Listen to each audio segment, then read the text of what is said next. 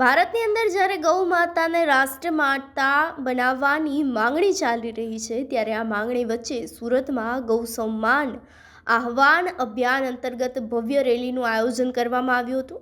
આ રેલીની અંદર ખાસ કરીને ગૌ હત્યા પર પ્રતિબંધ અને ગાયોનું સંવર્ધન થાય તેવી માંગણી સાથે મોટી સંખ્યામાં ગૌ સેવકો આ રેલીમાં જોડાયા હતા।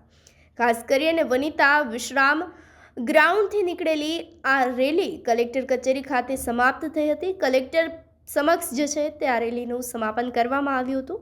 જિલ્લા કલેક્ટરને આવેદનપત્ર પાઠવી અને ગૌ હત્યા પર પ્રતિબંધ લગાવવા માટે અને આ ખાસ કરીને ગૌ સંવર્ધન માટે પણ જે છે તે માંગણી કરવામાં આવી હતી।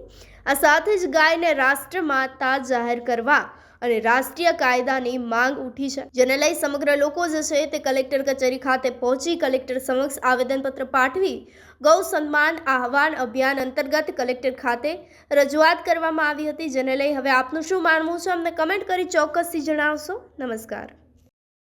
આજે કલેક્ટરશ્રીને અને સરકારશ્રીને રજૂઆત કરવા આવેલા છીએ કે ગયા એક મહિનામાં ગુજરાતમાં અનેકો જગ્યાએ ગૌ હત્યા થઈ, ગૌરક્ષકો ઉપર હુમલો થયો, પોલીસ પ્રશાસન ઉપર હુમલો થયો। આ કસાઈઓને કાયદાનો કોઈ ડર નથી, તો આ કસાઈઓને કાયદાનું ભાન થાય એવી સરકાર દ્વારા કાર્યવાહી કરવામાં આવે એટલા માટે કલેક્ટર સાહેબને આવેદનપત્ર દેવા આવેલા છીએ।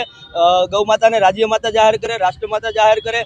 હિન્દુ સમાજ મર્યાદા પુરુષોત્તમ પ્રભુ શ્રી રામને માનનારો સમાજ છે।